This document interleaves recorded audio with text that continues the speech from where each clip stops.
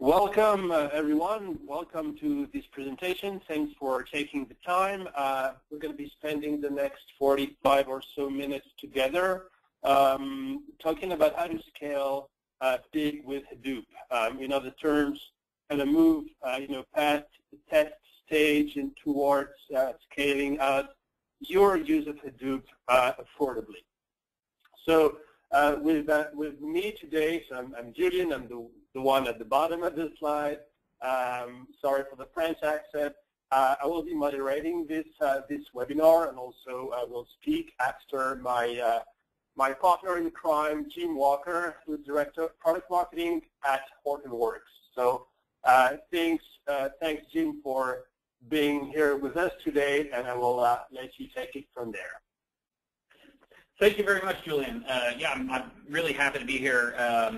Talend has been kind of near and dear to my heart for really quite some time, in that, the whole, I live and breathe in the open source world, have done so for really quite some time, even as a developer. And so, I see the combination of Hortonworks and Talend here is really kind of a nice combination of companies, just because they're, our open source lineage and kind of where we come from, and we share kind of a common methodology here. So, and I hope everybody on the phone does share that same kind of zest, I guess, for open source. I think it's a really interesting model for developing and delivering software. Regardless of all that, I was asked to join the webinar and give kind of an overview of what we're seeing in the marketplace in terms of, Hadoop adoption.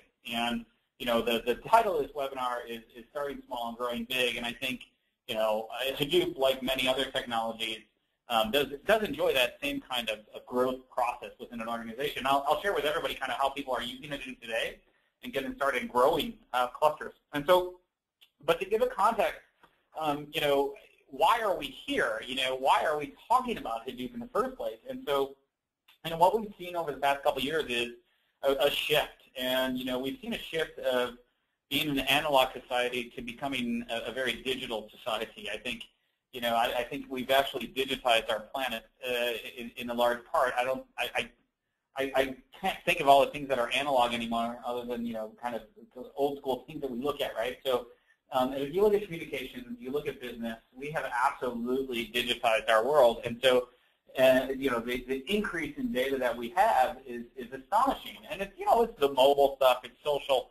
It's really these new types of data that are really starting to propagate across the globe in terms of how important they are. And so, as data is created, how do organizations then take advantage of that data to provide some sort of value?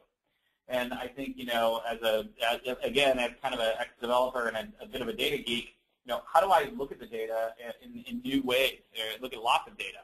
I don't want to throw data away anymore. There's detail in data. And so what we're seeing is organizations, if you guys can go to the next slide, organizations are really shifting from being, these kind of reactive organizations to more proactive. We're seeing a shift really across any vertical on the planet. You name a vertical, you name a region of the world, people are shifting from being reactive to much more proactive. And it's really because they're putting data first. They're becoming data-driven enterprises.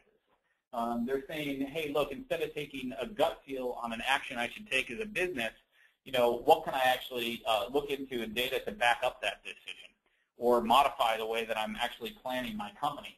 We see a lot of this across the board. We see a lot of efficiency play with Hadoop, and I'll talk a little bit about that. So, we're seeing this kind of advanced analytics and a whole new way of approaching business kind of unfold before our eyes as people start to adopt these new technologies.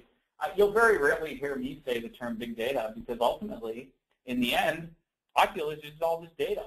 Data is data, and I think the organizations that learn how to wrestle and take command of their data to use it in their business processes and their business decisions are going to create a competitive differentiator. And it's really about a shift from being reactive to being more proactive as organizations. So next slide, please. Thank you, guys. So, with that, kind of, why are people using Hadoop and kind of all this stuff? So, one second here, let me just make sure. Okay, so if I think about, the two ways in which people are using Hadoop, it really comes down to kind of two things, right? So, on one side, we're realizing a cost savings in terms of how do I more efficiently deal with my data architectures and make them more efficient, right? And so we're seeing people not replace their EDW, but augment their EDW with Hadoop. The enterprise data warehouse being kind of the first target that people use, but I think we can use it, we can do the same things for other key tools that are found in the data center. And so if you think about kind of the way that people kind of, I find the first step kind of is EDW optimization. It's not really about archive, offload, and optimize. You know, how do I take data that is cold data I very rarely use, and archive that away from the EDW so I don't have that sunk cost. I can avoid a cost associated with storing that in my EDW because I don't access it a whole lot. But at the same light, it's often some separate system. That's really kind of interesting. I still have the access to that data. I can still access I can ask the EDW for the data. I'm still going to have access to it. It's just it's in a back-end system. I no longer have to it's no longer a cost within the first end, primary EDW, right? And so that's one way in which, I think we're realizing a cost rate savings. The second is, how do I offload some of these costly ETL processes? It's more ELT. I always joke with people, it's like, well, why do we do ETL in the enterprise data warehouse? Because we can, because the data is there. But does it make sense, right? Are we wasting compute cycles that could be spent doing analytics as opposed to doing ETL, right? And so let's use the right platform to execute these things. Now, the tools you use should be the tools you use, and that's why I'm really happy to be on the phone here with Talend. All the tools you use for the ETL, I can execute today. You can execute in EDW as your processing engine, but what about if I can just execute the same thing via Yarn in Hadoop? How awesome, right? And so the promise of Hadoop really helps do that, and vendors and tools like Talend Open Studio really help you kind of move to really offloading those things very easily. In fact, if you have Talend Open Studio, you have an EDW, I would start to look at these things today because you can do that right now, and that's kind of an easy thing to do. And then how do I then finally optimize the value of my EDW? How do I use these new types of data in the context of business analysis? And it's not only refining the clickstream and the social and the machine and sensor data, geolocation data down into salient chunks that could be used in the EDW, but also, has anybody here ever tried to change the data model within your EDW? Good luck. That's kind of difficult. How do I add new data structures into an overall data mart or into, the visualizations or the items that sit on top of your EDW? A great resource and repository to do so is Hadoop, because now we can federate a query across both the EDW and Hadoop at the same time, and feed business analytics, visualizations, your data marts on top with kind of new data structures, which I think is extremely interesting and compelling to organizations. So that's one. So next slide, guys.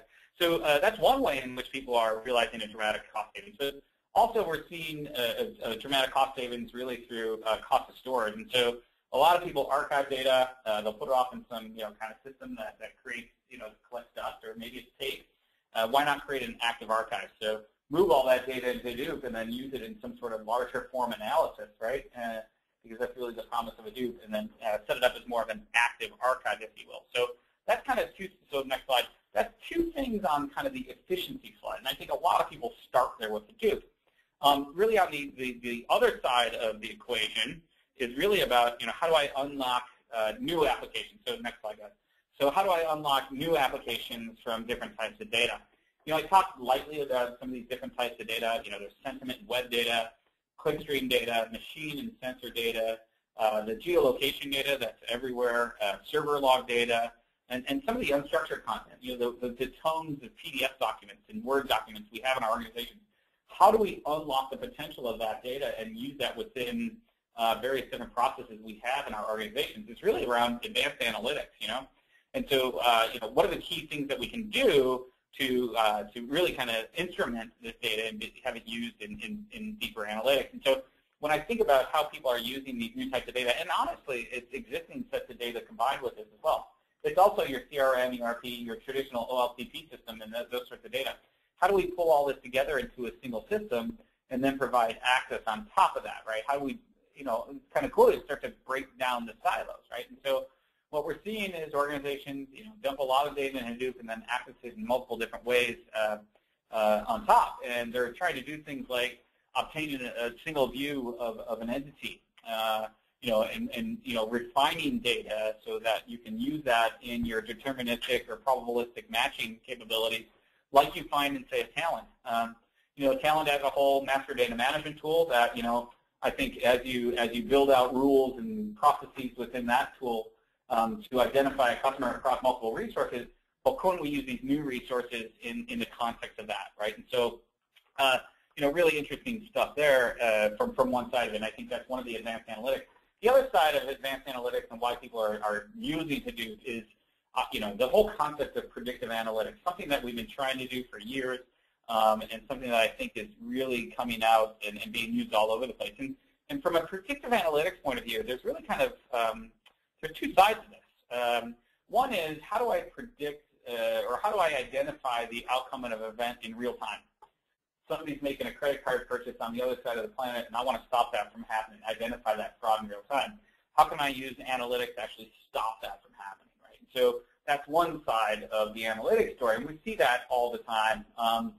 Being able to take an action off of a particular event, pending on some sort of analytics that's going on across a massive set of data is happening all over the place. I mean, that's one example. I mean, how do I understand that somebody, say, walked into a building and swiped their key card, so I turn their lights on in their office and I turn the heat up because I knew, it's cold in there, right? So how do I identify events to take an action, be it for, maybe it's repair over replace. I see some sensor data going haywire on a mobile phone tower in the field. Wouldn't it be great if I could send a technician out to actually fix that tower as opposed to replace it? It's about repair over replace. And that's kind of the real-time kind of, these are things that are happening where I kind of make sense of something. On the other side of predictive analytics is really looking at, excuse me, really looking at a larger organism and saying, how do I analyze a whole lot of data, a large pool of data, a little lake, if you will, and to really start to analyze and discover really how I can predict the future of that organism, if you will, right? And so, take for instance, here at Hortonworks, we analyze the Hadoop market, we look at where it's going, we have lots of data that we can collect from, the public websites and just public information. We look at the trends in our own business in terms of, how many people are interacting with us via our website, via our sales, how much we're closing, all that. The success of our business is an indicator of where our business is moving, but if we can combine that now with clickstream data and other social data that we're finding on the web to find propensity to buy across, say, Fortune 500 companies, these sort of things, can I predict that 9 months from now I'm going to need X number of salespeople to meet the need? And understanding a current position to predict the future position is absolutely one of the ways in which companies today are using Hadoop. In fact, like I said, here at Hortonworks, we do this currently just today. And so really critical, next slide, please. Really critical way in which I think, the other side of it. So, on the first side, people start with, this IT optimization play or a net new analytic application. And so, this whole starting small and growing big really starts with kind of one of these projects. Yeah? And people will get a cluster in place, a Hadoop cluster in place, and they'll start throwing data into that cluster. And what happens is typically in organizations, smart people, smart individuals in these groups find this as a great resource, and they say, how do I get access to that? Because I want to pop up a new application here. So what we see is, typically people start to expand their cluster, definitely within the first year of them implementing and using Hadoop. But they're really starting small. They're saying, hey, what's this analytic app I can run? What is this IT optimization play that I can have within my organization that maybe might pay for itself? It may pay for the cluster.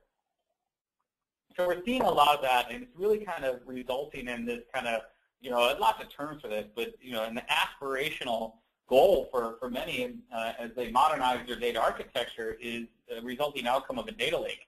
And it really represents kind of an architectural shift in organizations. How do I have a single data repository with shared infrastructure so that I can have multiple business applications all accessing this kind of same location of data, if you will? Not a single data set, but it's a single location, right? And so how do I apply different workflows on top of this, be it, interactive, batch, or real time? So next slide, guys. And then how do I gain insight across the entire enterprise and set this up as kind of a service for data, right? So what we're seeing is the emergence of this modern data architecture. Companies across the world, across the globe, are all going down this path right now. There's some forces that are forcing companies. There's some critical forces that are pushing people towards modernizing their back end and really looking at the way that they treat data differently. This whole digitization up front, the competitive nature of our organizations and how we use data in the context of that, it's really pushing these things forward. But there's kind of a common goal around what's happening, and it's how do I consolidate data sets into both structured and unstructured into a single source? How do I have it centralized? How do I provide not just a single batch access like Hadoop 1 was? Hadoop 2 actually, totally changed Hadoop. How do I have batch, interactive, and real-time workloads providing, value upstream to the business? And, how do I apply consistent security across all of this? How do I govern this data? How do I operate and deal with the cluster? How do I, install it, provision, manage, and monitor, right? So all these things are really important. All the while, they need to integrate with the tools we already have in the data center, right? So, the incumbents in the data center are absolutely critical to our data architecture, and Hadoop doesn't replace them. Hadoop is an augment, and Hadoop is a critical augment, and it's a tool in which it works with a tool. Again, honestly, the Talend set of tooling works extremely well within this context because it helps with the build out of all this stuff. It really simplifies the way in which these things move forward. So next slide, please. My one commercial here that HDP does deliver this platform, really based in and off of Hadoop with Yarn as its architectural center. If you aren't familiar with Yarn, Yarn was really the genesis of Hadoop 2. It's the centerpiece, and really is the point in which all organizations can use a single repository of data with multiple different access points. So it's really critical so that new engines can actually integrate with this data as we're moving forward, yet still providing consistent governance, security, and operations. HTTP also deliver completely open, no proprietary software here. Avoid the vendor lock, go and use it today, just like Talend with Open Studio in terms of being completely open. So with that, I have one more slide, and if we guys could go forward with that. If I kind of drew the modern data architecture a couple slides back, but if I look at where Talend fits into this, it fits into the same way that Talend's been fitting into your organization today. If you use the tools today, Hadoop is yet another resource in this whole kind of modern data architecture, a very powerful one and a foundational piece of the modern data architecture, but a really critical one. And I think about what my friends at Talend are doing in terms of the tooling. And really, I don't see, it's a very powerful solution in terms of simplifying the way that you can get started on your own big data journey. I should say data journey, right? Your own Hadoop cluster. And so, with that, I'm going to leave it to Julian to now take over the presentation from here. Thank you, Julian. Thanks, Jim. That was great. So we're going to be having a few customer slides at the end, and of course we'll be opening up for Q&A. So bear with us. Little section about Talend. Really want to tell you more about the way we work with Hortonworks, and Hortonworks works with us. It's symbiotic, right? Talend really is about connecting the data-driven enterprise. So one of these examples would be, you connect popular systems, you connect data or transactional databases into a data warehouse. We're also doing application integration. We're doing a bunch of things, of course, around big data, and which really is kind of the topic for today. But I think some people who may have heard of Talend think, oh, Talend, the ETL vendor. And yeah, it's this, but it's also a bunch of other things. So we really have an integrated, unified platform today where big data and data integration, of course, is kind of one of the core capabilities. But we also have, next generation data quality capabilities. Some of them running natively in Hadoop, so you don't need to have data going in and out to kind of do things like data profiling and data quality tests and things like that. And of course, all of that is kind of managed and governed with a nice MDM solution, metadata management solution. So think of Talend as your kind of your unified platform. And I think the majority of the businesses that are kind of taking that big data journey with us and with Hortonworks today, the majority of these businesses are still either, using hand coding approach or using kind of legacy ETL approach. So let me have one slide for each of these two approaches. I think hand coding.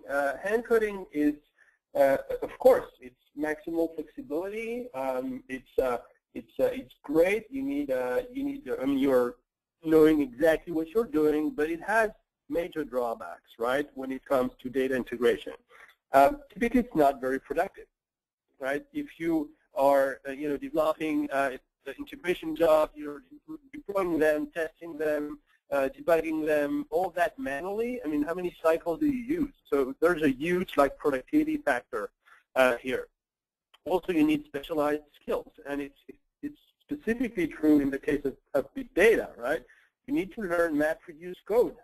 This requires usually very expensive developers, and it's kind of hard to find and maybe even retain them.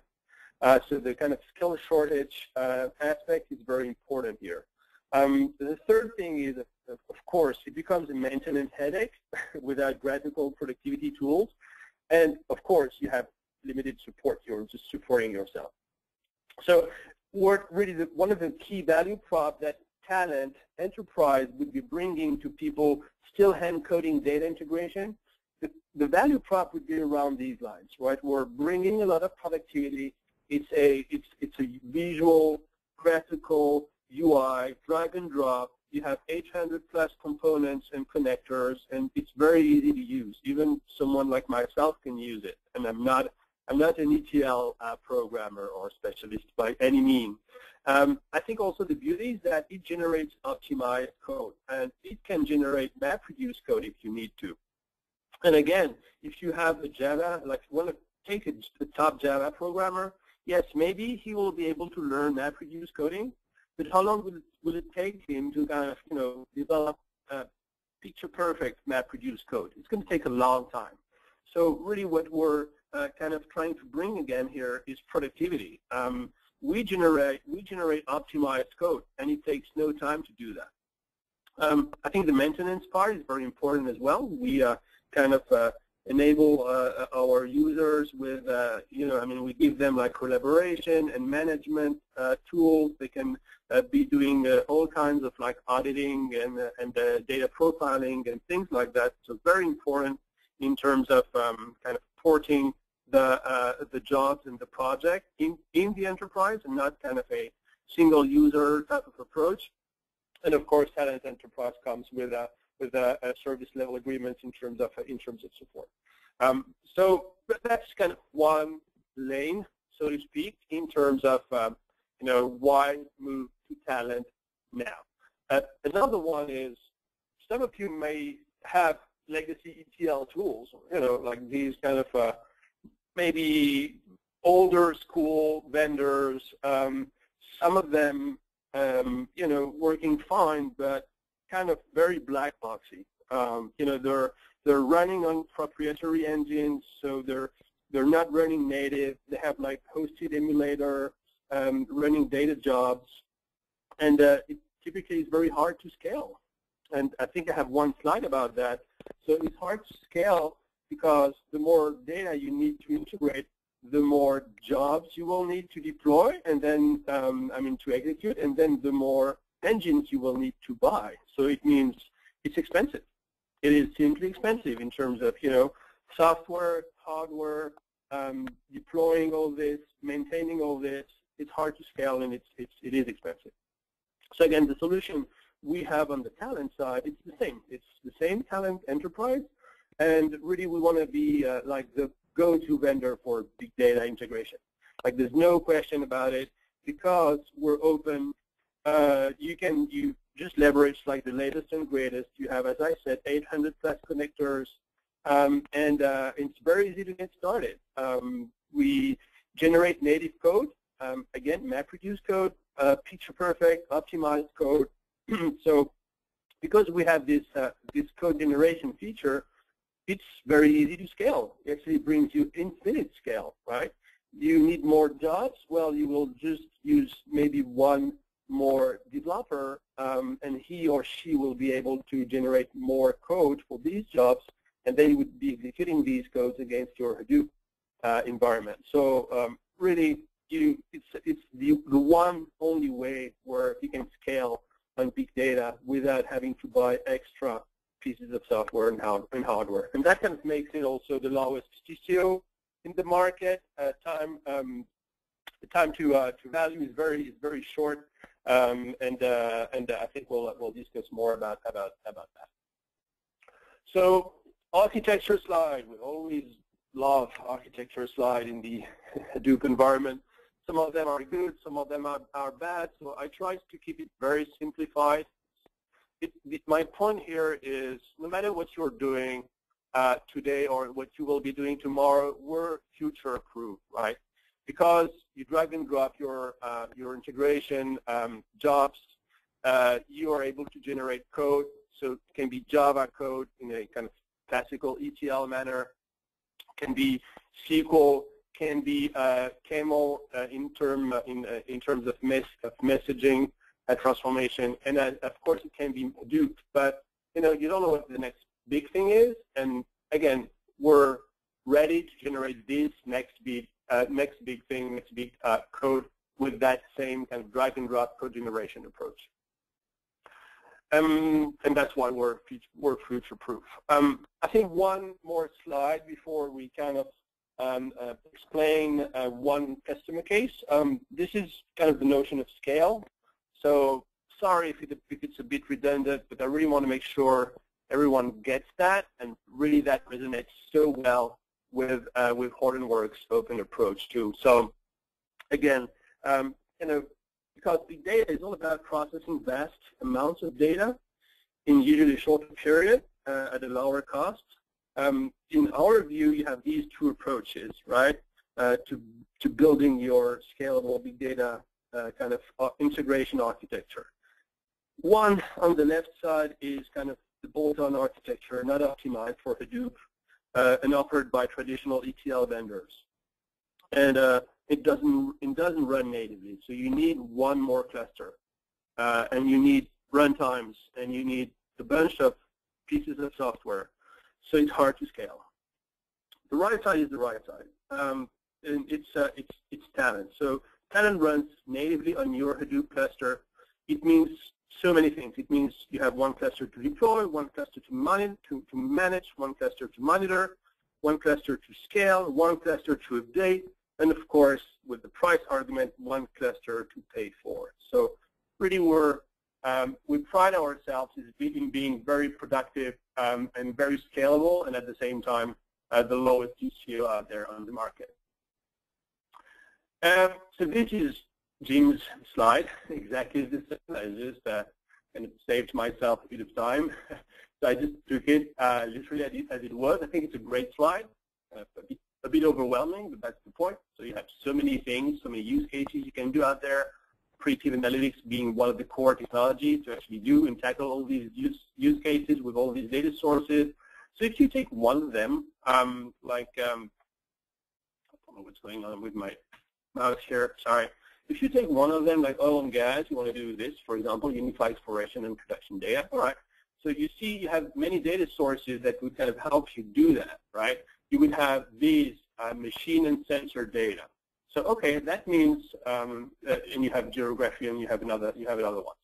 So if you take machine and sensor data, you would need to integrate that data, right, into your Hadoop, and then run your analytics, and then kind of work around that use case. So it means a bunch of integration jobs around that. But more sources means you need more integration jobs on top of it. And if you have a third one, you need even more integration jobs on top of it. So it's kind of trivial, but I guess my point here is there's no other way you can scale and like integrate all these great sources of information, all these great data sources. There's no other way than having a code generation approach. Otherwise, there's no way you can scale. It just becomes like a big spaghetti of workflows and drag and drop in the UI, and it's just impossible to maintain, to manage, and it becomes very, very costly. So this is where really the code generation And I think component ties really well with the ability to integrate more data sources and hence answer more business questions, to Jim's point earlier. One last slide. We hear a lot about Spark and Storm, and everyone, Hortonworks talking about it. We're talking about it. So I felt like I should have just one quick slide about it. I'm sure the majority of you guys have heard about these terms. If you have not, feel free to kind of ask us stuff in a few minutes in the Q&A. So really, Spark. The whole idea is kind of speed up the process, right? The processing engine. So these are what are Storm and Spark? There are new frameworks to enable you to ingest streaming data into Hadoop and analyze it in real time or in a very fast manner. And you have many benchmarks out there where Apache Spark really delivers 100x performance improvements over MapReduce, for example, for batch processing of big data. Storm, same idea. It's an open source framework or distributed stream processing compatible with Yarn, but also it really focuses more on kind of real-time data processing, enabling you to achieve like sub-second response times for streaming data. And what we do with Talend 5.6, so the new release of Talend being GA, generally available very soon, in I think 2 weeks from now, December 11th, what we are doing is we're proposing technical preview of code for accessing these, right? For accessing Spark 1.0, sorry, and accessing Apache Storm based on Trinet. And again, think about your business users. They will be able to address an entire new set of use cases. No need to wait forever. If you have real time, you can do real-time analytics, and that means you can do things like last-minute defense, which is the case of one of our customers, Otto Group in Germany. In Europe, headquartered in Germany. They do that. So think of them as they have a bunch of lines of products, but one of them is traditional e-commerce platform, like Amazon type of thing. It's big in Europe, and what they do is they're able to, predict who's likely to abandon his or her shopping cart within seconds. So, typical case is I'm browsing the website Otto.com. I put stuff in my basket, and then I'm about to check out, and my mother is calling me, and then I answer the phone.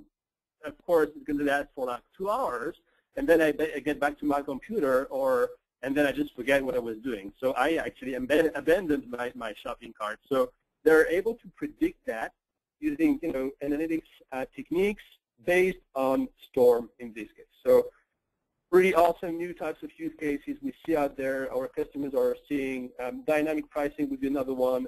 Everything around fraud detection is very strong in financial services. So I think there's really a bunch of use cases that can now be addressed and that couldn't be addressed before. So wrapping up on Talend, and I think the 4 terms we love are these.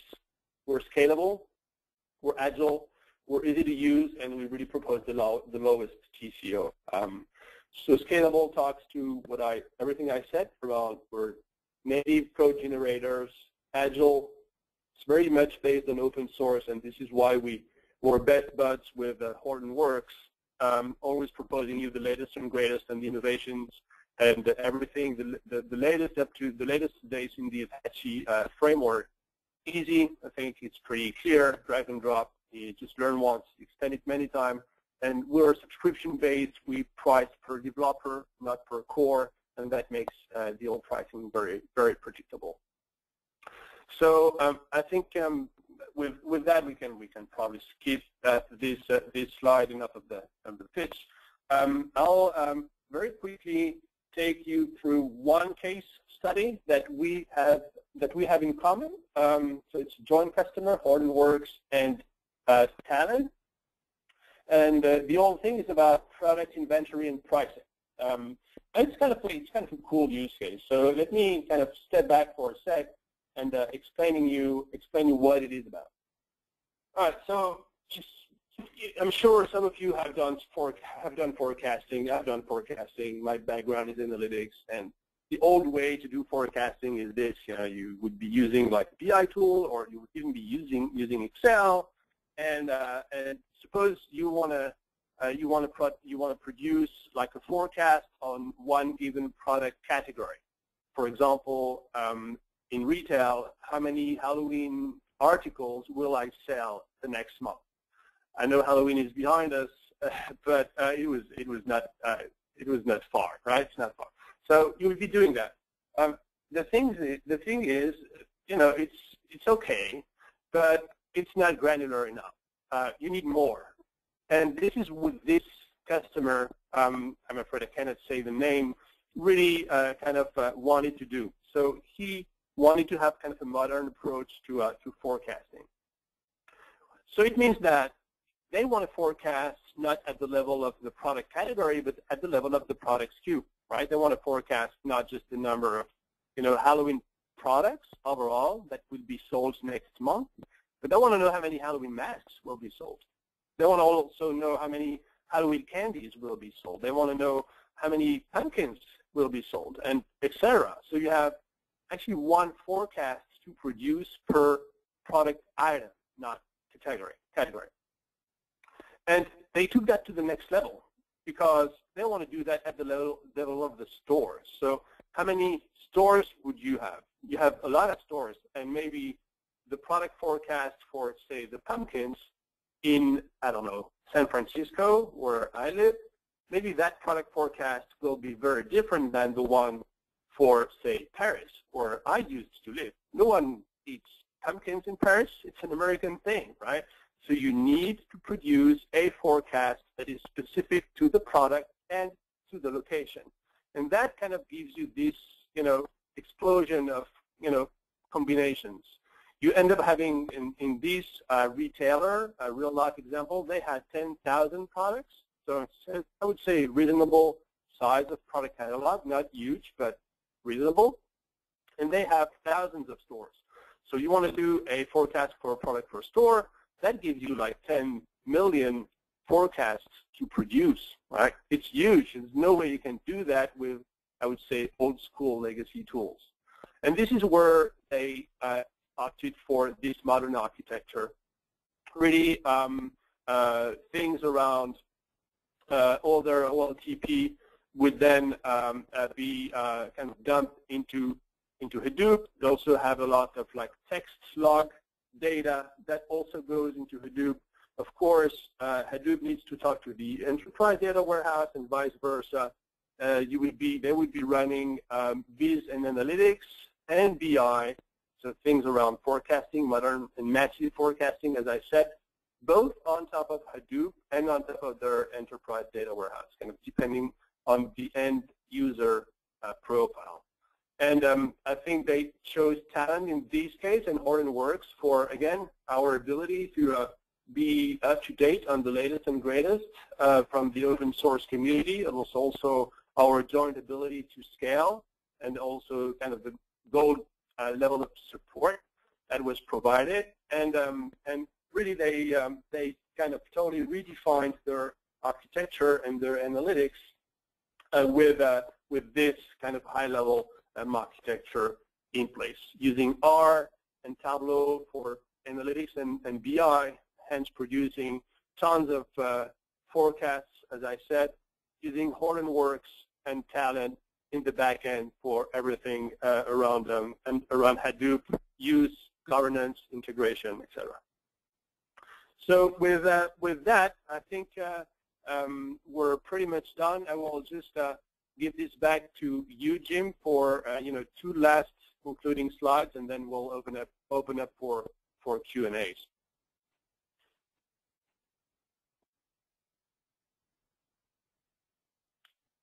So Jim, I don't know if you're on mute. Yeah, thank you, Julien. There's a lot of use cases out there the way Hadoop can be used. I think, to struggle with a why is really no longer the trouble that people are having. They're really struggling with the how fast. And when I look at what Talend and Hortonworks can do together for you, is really jumpstart your approach and the way that how quickly you can actually deploy a cluster. Julian had a slide there where it's like, yeah, it's hard to get resources that code MapReduce and all that stuff. People don't code MapReduce. In fact, we don't even use MapReduce anymore. Showing a benchmark of a SimSec against MapReduce is so very 2000 and I guess early 2014, funny enough, 2013. This stuff is moving so fast. I mean, there's just tooling out there that helps you get moving very quickly. The Talend Open Studio for big data is, I always joke with our customers and our internal teams here, it's so easy a marketing guy can use it. Honestly, it really is that easy. You're drag and dropping components into a palette and configuring them and creating a pig transform or, executing some complex Hive query. Now, the approach here of Talend and Hortonworks together is, this is a pure open source approach, all predicated on Yarn. And another key point about Talend that I find extremely interesting and our customers find extremely interesting, honestly. I don't work at Talend. I'm just telling you kind of what we're hearing back from our customers is, being able to execute an ETL process or, one of these transforms directly in Yarn is awesome. And people want to, they want a single repository for all their data, and they want Yarn-based applications that can do some really cool things. And so, being able to execute, the back-end engine using, using Talend, but having the back-end engine, the processing engine, like I don't need a proprietary tool to go processing this stuff on some super high powerful server. I'm using Hadoop now as the back-end processing engine and the data repository. So it's ELT on Hadoop with a super powerful engine. And that's really, really compelling to a lot of organizations. A, because of processing power, I don't need anything proprietary, but B, the tooling is so easy to use and so very straightforward that, stuff you can be doing in a matter of moments is truly tremendous. So we've got a lot of, webinars and tutorials out there, joint stuff that Hortonworks and Talend have done. I'll point you on hortonworks.com/tutorials, and there's a whole bunch of partner tutorials in there. There's a couple that we do directly with Talend that show you the combination of the two tools. But if you go to the last slide there, Charlotte, more importantly, I think is, you can go to, well, I'll skip over the commercial for Hortonworks. Yeah, a lot of people know who we are. We're a leader for sure. But, we've done a lot of work with Talend to, to put forward a sandbox. So having a joint tool where you have the two tools together, you start playing with these things today, I think it's really important. Going to talend.com and finding that the Hortonworks version of their sandbox. I promote the Hortonworks sandbox because honestly, the breadth of tutorials that we have to help you learn Hadoop and get started, not just with learning a discrete technology like Hive or Pig or Scoop, right, which everybody kind of wants to learn, but learning the end-to-end process of how do I analyze clickstream data? How can I look at Twitter data? What are the scenarios that we're seeing in organizations, and how can I actually implement that, jointly with something like Talend and Hortonworks together? So, I would propel everybody to go out and do that, and we'll talk about that at the end as well. But I wanted to leave it open now for a couple of questions. So I don't know who's moderating. I think Julian, you're moderating questions. So let's go back to that. Yeah. I will be moderating questions. So we have lots of questions. That's great. I want to make sure we cover some of them. I don't think we'll be able to cover all of them right now. So basic for you, maybe, Jim. How is Ayesha is asking, how is Yarn different from MapReduce? So great question. So how is Yarn different than MapReduce? Totally. Well, so actually, Yarn is actually kind of a subset of MapReduce. So Hadoop 1 was originally developed as kind of a serial engine that was largely for batch processing, and that's really what MapReduce served us for. And it was great, right? Because we were able to do some things with some really large data sets. We just weren't able to do before. What happened is people started using Hadoop for multiple different reasons, and so. What happened with Hadoop 2 is we separated out resource management from the processing and execution side of MapReduce. MapReduce is good at doing sorts and counts. And kind of think of the Excel functions you're going to run, right? Why does it need to maintain the cluster itself as well? You know, I got to manage all my resources. This is a distributed environment, right? So I think it's, you know, what Hadoop 2 did was separate that out. YARN stands for yet another resource negotiator. And so YARN really transformed Hadoop from being this serial, single-purpose batch system to a multi-tenant, multi-purpose, multiple different workload engine with you know, one set of data. It really did. It represents an inflection point in the Hadoop market where things really did change. The whole concept of the data lake or a single repository with, you know, batch, interactive, and real-time workloads all working together at the same time is awesome. You know, you talked a little bit about Spark earlier, Julian. You know, Spark is, you know, our customers are really interested in Spark. There's some really interesting things around it. You know, production usage of Spark is out there, but it's still kind of a siloed system. What organizations want to do, they want to run Spark workloads alongside other workloads in a single cluster with a single repository of data. And so YARN allows you to do that. So having Spark on YARN is really critical because it manages the resources so that I can be doing Hive queries, I could be doing big scripts, I could be running Spark. I could also be doing Storm for real-time processing, which is a great real-time processing engine, and Kafka, right? All at the same time while my Spark workloads are running all in a single place. And so, you know, MapReduce is an execution engine. YARN opens up Hadoop for MapReduce is an execution engine, which is kind of, you know, waning, but for all these other execution engines as well. And so really they're totally different concepts, and YARN is really kind of the, you know, it is the centerpiece of Hadoop today. It's the architectural center, and really kind of the central focus that has turned Hadoop from kind of this kind of spot project-based initiative to really being a foundational element in modern data architecture. You know, Mike Waltieri from Forrester a couple of weeks ago in a report called Hadooponomics actually said, you know, Hadoop is no longer an option. I don't think that would have been true without YARN. YARN has really changed the game. Thanks, Jim. That's a great answer. It answers your question. We have other questions, so maybe let me see. There's one about other kind of terms. I'm guessing the audience keeps, you know, hearing and not really sure what this is. So there's Talend asking us what's the difference between Spark and Flume. When would you use Spark, Flume, and Storm? I think we kind of covered that a bit, but would love to hear your answer on this, Jim. So what's the difference between Spark and Flume? Yep. You know, they're really two totally different tools. You know, Flume is for ingesting data, you know, as a Flume, as a flowing data into Hadoop. You know, it does things like having, you know, if you're going to flow data into a system, you need to have, like, say, a backup or a buffer, that sort of thing. That's really what Flume does for you. Spark is not Spark has started to implement some streaming things, not really purpose-built for streaming. You know, Spark is an in-memory application framework that's really suited very well for data science and machine learning workloads.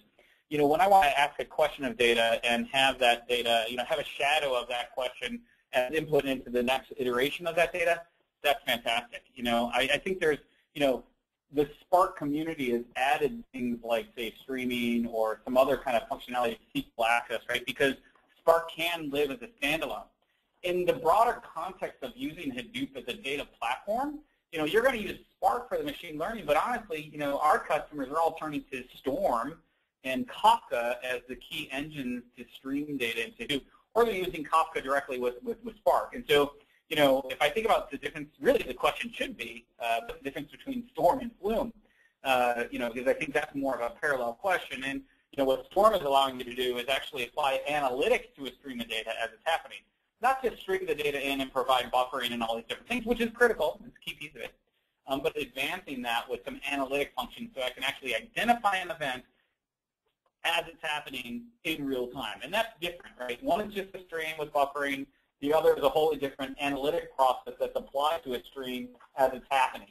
Kafka being a key part of this, I'm sorry, there's so many terms here, guys. Kafka being a key part of this because Kafka allows you to do this not as micro batch, say 30 transactions at a time, but on a transaction-by-transaction basis. Kafka has really emerged as a real key technology in the whole context of Hadoop. because it's enabling this Internet of Things to flourish, this machine data to come in. And so using Kafka to string the data in event by event, using Storm to perform some analytic process on that, and then once the data is there, using Spark to do machine learning and to do some discovery on this. That's really the the reference architecture that we see emerging in really 9 out of 10 of our customers who are going down the path of doing some sort of stream analytics and really kind of more data science type things. Great, thanks, Jim. There's like at least 3 questions around the theme of cloud. So I think we can sum them up as, do you guys have cloud offerings? So I can start answering this, and maybe you can complement my answer, Jim, if you want. So on the talent side of things, yes, we're releasing a solution called Talent Integration Cloud. So it's an IPaaS, integration platform as a service, which means it's a managed service that we provide, and that would allow users to do integration through a new browser, UI, integration between SaaS and SaaS, between SaaS and on-prem, hybrid integration, and a bunch of things. And I think one of the key aspects of Talent Integration Cloud is it's very easy to use. We're really kind of opening integration to the citizen integrator, as we call them. So now lines of businesses can use Talent Cloud to do things like moving data from, say, I don't know, Salesforce to Marketo, and then back Marketo to Salesforce very easily. There's a notion of actions that you would be kind of drag and dropping in your cloud UI. So super easy to use, and of course the backbone of that is the Talent unified platform, right? So you still need IT to kind of control what's going on, and you cannot just let everything into the hands of the lines of business users. So IT will still be able to do all the data governance and the data security aspects, and would be kind of it would be IT and the ETL developers who would kind of create new jobs and then wrap that into these so-called actions that the line of business users would be able to use in your kind of nice and friendly UI. So that's Talent Cloud. It's coming up soon. Beta is in December, and we will release the GA very early next year. Do you want to add something to the cloud aspect, Jim? I mean, hybrid deployment models are emerging as a key use case for Hadoop itself. The gotcha that I think everybody needs to keep in their head, people will first, oh my God, security. Security is important, but security is important if you have on-prem or cloud or one or the other. It isn't a key point for hybrid. The key point for hybrid you want to be concerned about if you're going to do some sort of, half cloud, half on-prem, or whatever you're doing, portability. Having the same bits running in both places is really critical.